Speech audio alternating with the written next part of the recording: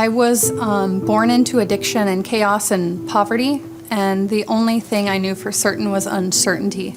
My mom left when I was 4, and my dad raised me, which wasn't ideal in the 90s. I remember the first time I drank. I was 15, and it was Albertsons Jell-O shots. When I drank, it was to oblivion, and there was no pot of gold at the end of that. There was chaos and destroying relationships and lying. It was all of the worst things that I hated I become. To say that I was depressed would be an understatement. I was feeling really low, and so like any good alcoholic, I need to drink more because I'm feeling way too much. So I continue drinking and isolating, and my depression is at an all-time high. Fast forward a few months, I'm at a Memorial Day party, and I'm drinking, I'm not drunk, and I'm with family, and we're having the best time. The 2 family members I was with said, let's go to bed, we've been drinking. This was before Uber, and I knew that night that I was done fighting. I didn't want them to interfere with what I needed, and I needed the pain to just stop, and I did not want to be alive anymore because there was no light. It was just all dark. And I got Baker acted. I'd been Baker acted before.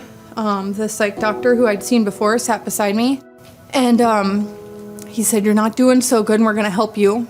And I went to the psych floor, and that's where something magical happened. I started going to meetings.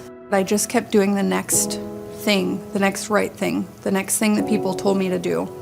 And I had this therapist once that was a godsend. It was this magical story, and he pulled out a crumpled up $100 bill. And he was like, what's the value of this? And I'm like, it's a $100 bill. And he was like, right. So no matter what this $100 bill goes through, its value remains $100, correct?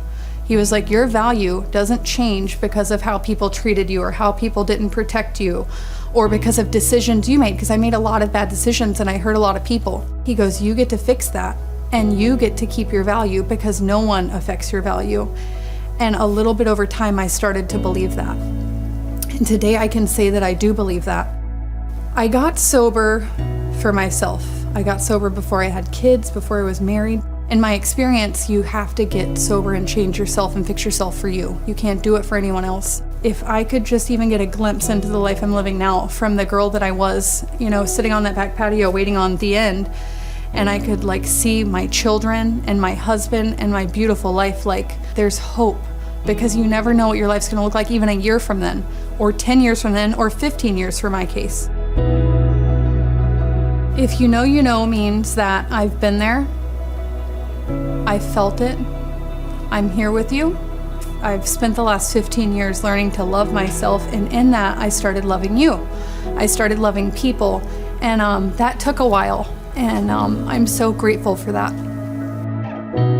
Now you know.